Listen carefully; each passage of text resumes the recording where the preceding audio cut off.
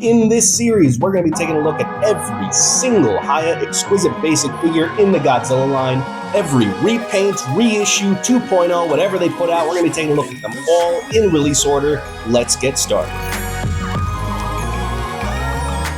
Happy New Year, everybody. Welcome back to the first upload on the channel in 2026. Today, we are taking a look at the Hiya Toys Exquisite Basic Godzilla vs. Kong Skullcrawler? Yeah, the original Kong Skull Island Skullcrawler was officially titled the Skull Devil, and this figure is officially titled the Skullcrawler. So, it doesn't really matter which one you call it, I suppose. They are essentially the exact same character. Now, while this may appear to just be a repaint at a glance, this is actually a little more than that. Hiya Toys has gone back and updated a couple of things on this figure. Does that technically make this a Skullcrawler 2.0? Well, I guess we'll just have to find out. But let's get right into the obvious and talk about the paint.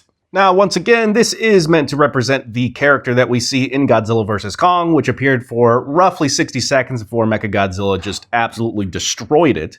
And I gotta say, this is a pretty sick paint deco for the character. The base color for the entire figure this time around is now going to be a very dark gray, almost black.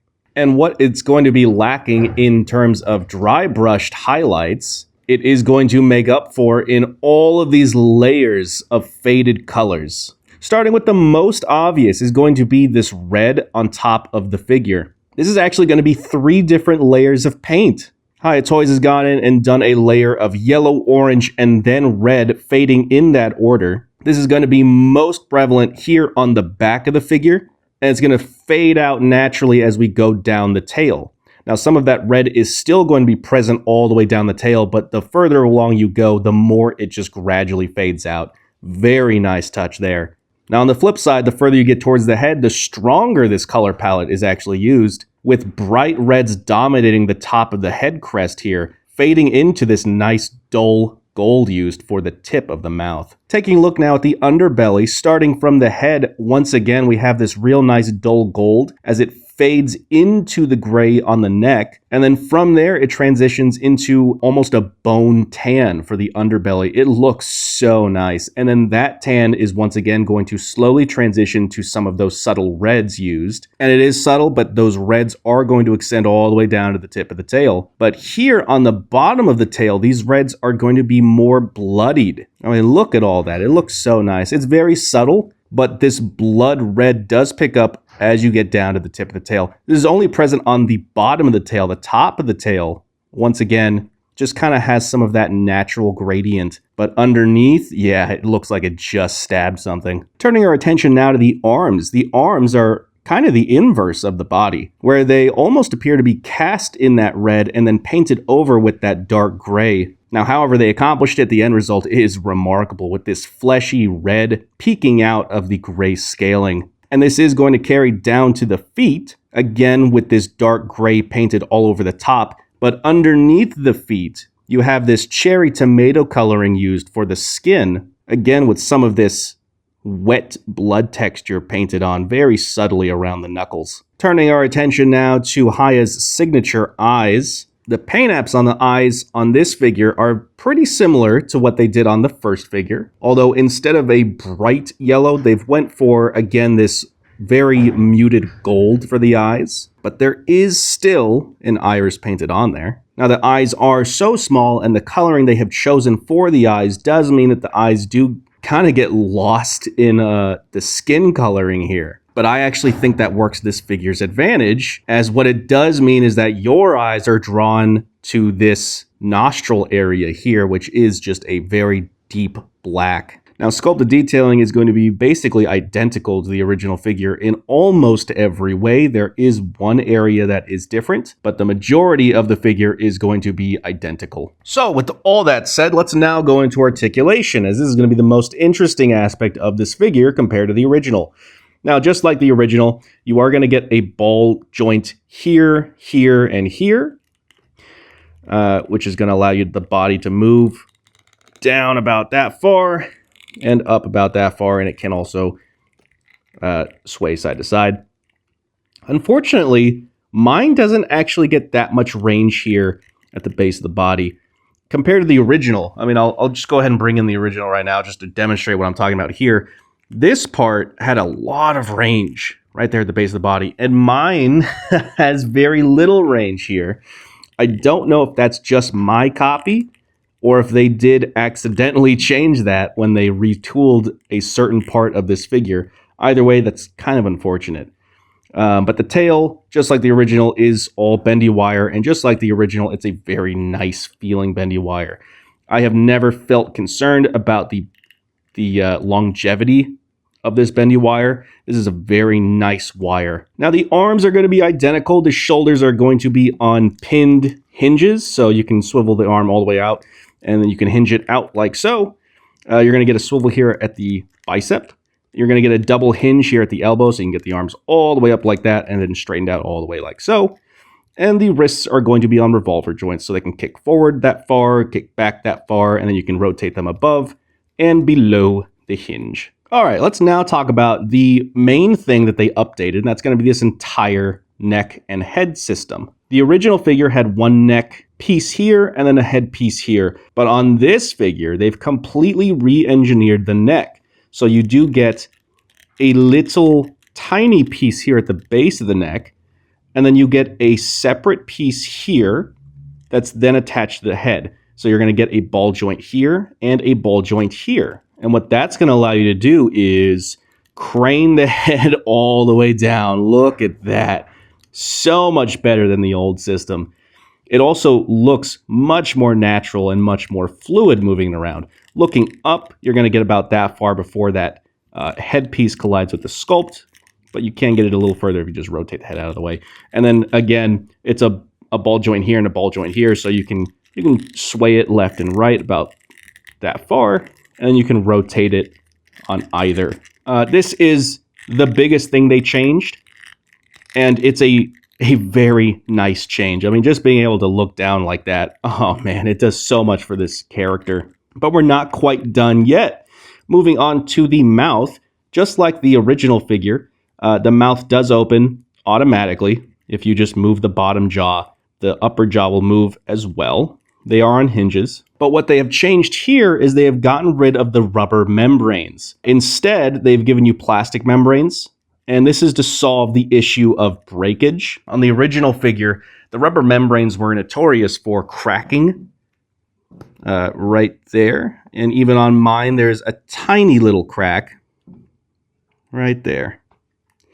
Thankfully, mine hasn't broken yet, but there have been plenty of reports of membranes breaking. So to get around that, they just made it plastic. And honestly, I do prefer the look of the rubber membrane, but in terms of functionality, this is a great improvement. Now, going back to that sculpted difference, again, there's that head crest. And again, here's how the original head does look. I don't know if this is supposed to be more movie accurate to Godzilla vs. Kong, but it was likely done just to accommodate the new neck system. Because this is 3 pieces now instead of 2, there's some areas of the sculpt that get broken up. And I would be willing to bet you this is just to help kind of keep that sculpt intact.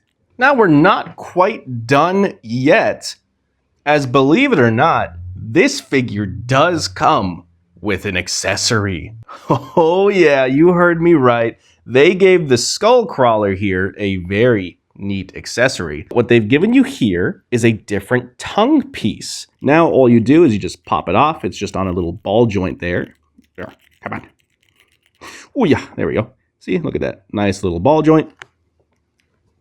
And you just install the new tongue like so. It's a little longer, and it is more movie accurate. This is such a cool accessory to include. Again, not only is it movie accurate now, but just the fact that they give you the option to swap it out is a nice touch. As with this tongue, you cannot close the mouth all the way. Being able to swap out tongues depending on your preferred pose is very nice. Now, in terms of size, as I mentioned in that original figure video, getting an accurate size from this is kind of finicky. This is going to be roughly 4 1/4 inches tall and roughly 13.5 inches long. But again, those numbers are practically useless, as I can make this like an inch tall. I could get it a little higher. I could straighten it out. I could get the tail moved in. So the numbers don't really mean much. Let's now just show you how this will look compared to a bunch of stuff. So here is how the GVK Skullcrawler is going to look compared to your average Hiya Toys Godzilla figure and a monstrosity like a King Ghidorah. Here's how it looks next to a couple SH Monster Arts figures. Here's how it looks alongside a Titanic Creations figure and another monstrosity in a Super 7 Ultimates figure. Here it is alongside a couple Super 7 Super Kaiju figures.